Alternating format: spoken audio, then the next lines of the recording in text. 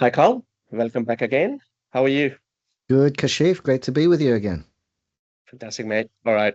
So we, over the last couple of weeks, have done a couple of videos. So one was on ROI around AI use cases, and we discussed over there how you can assess an ROI, which included things such as how you assess value, your real cost, change management, and all those elements.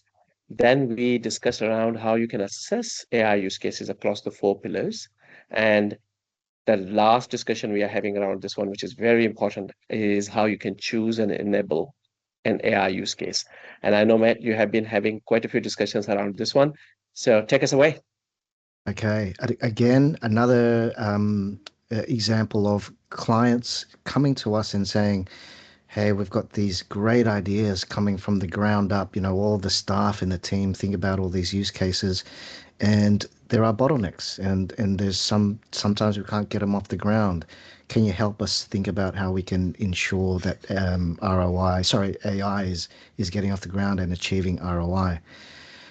And I want to touch on three things here that enable use cases, right? So the first is, if your decision making is the bottleneck, think about the why. So it could be that the risks are opaque, or that the decision makers are uncomfortable with the risk because they don't really fully understand it. And so your ability to be thorough with your risk assessment and efficient, we don't want it to take too long, be thorough and effective with your risk assessment, and then be really clear with articulating to your decision makers about why this use case and its risks are now well understood, and what you're doing to control or manage the risks, right? So that's the first one. The second one is that you want to be clear on how the use case is aligned to your AI strategy. Now, this presumes that you've got an AI strategy, which I think is absolutely vital, but some organizations may not have a specific AI strategy. So, at the very least, ensure that the use case is aligned to your broader organizational strategy. And that's typically something like cost leadership, innovation, or differentiation, right? So, ensuring that the AI use case supports that strategy. And then the last one is making sure that you've got the core components right. So, what do I mean by the core components? There's no point trying to think about building the roof or the windows of a house if you haven't thought about the foundations and the walls, right? You've got to start from the ground up. And so the data comes first. Do you have the right data for these use cases? Is your data governance appropriate?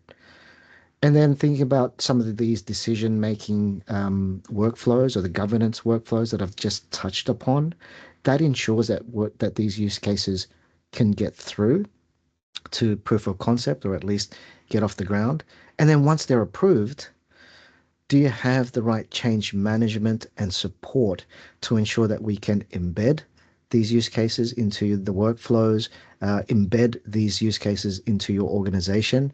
And I think it's absolutely critical that you're thinking about this broader enterprise impact of use cases. These aren't just isolated things.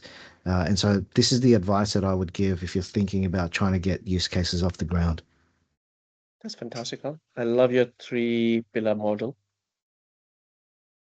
Based on your discussions, which one seems to be tripping lots of organizations over? Oh gosh, Kashif. I think it depends on the organization, and it's all three. That sounds like I'm sitting on the fence, but if I had to pick one out, for me, it's the governance and decision making workflow, right? Because what's the point of having wonderful ideas if you don't have the right workflows to ensure that you can assess the risk, ensure that you've got some criteria or some rubric for approval, and then that the accountabilities are right. So if you get your governance around this right, the process around ensuring that these use case ideas can flow, then guess what? You're going to be ahead of the pack here, and you can differentiate with your adoption of AI. So I do think that that's probably the most important. Fantastic. I agree.